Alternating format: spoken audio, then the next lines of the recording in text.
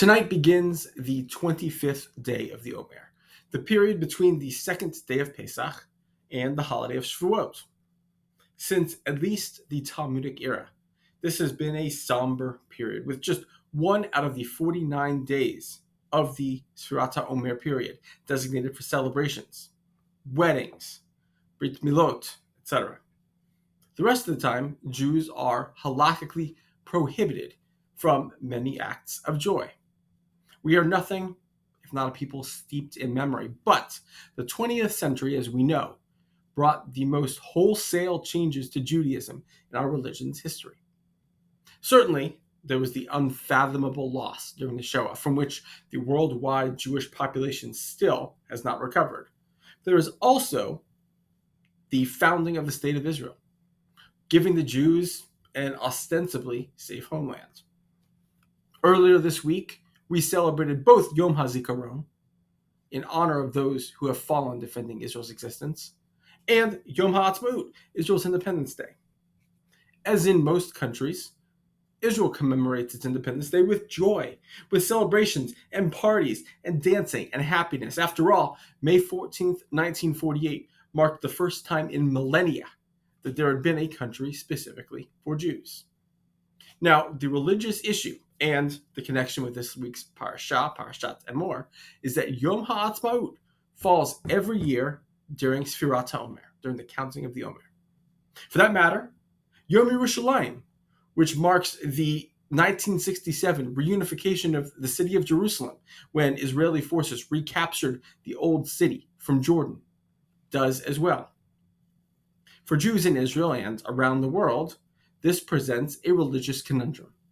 To what extent are we allowed to mark these joyous occasions, given their place in the Jewish calendar? As with so many other Jewish disputes, this hinges on one's relationship with Israel itself.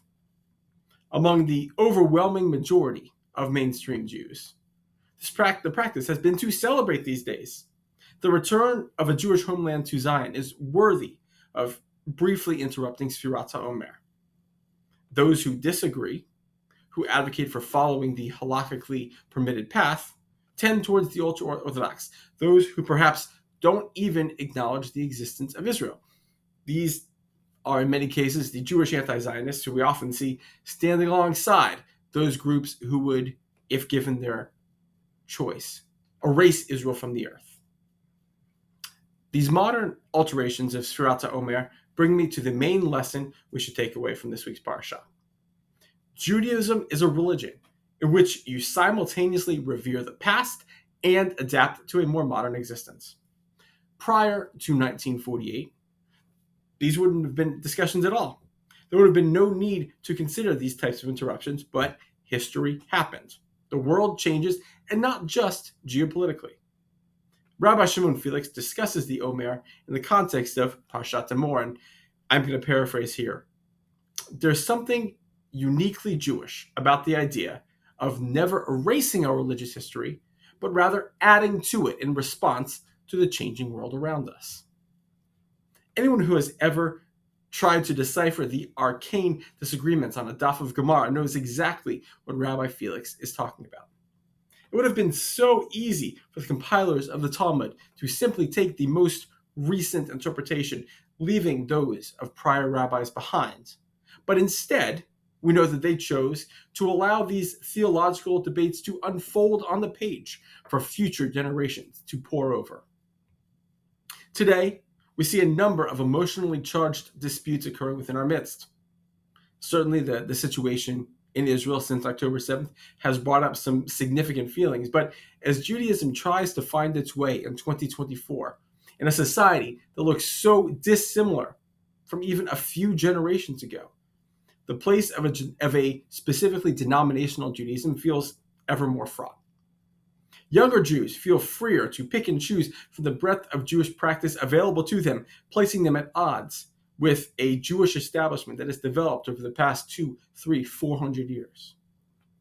My hope is that we continue to embrace the challenge that comes with practicing an ancient religion in the 21st century.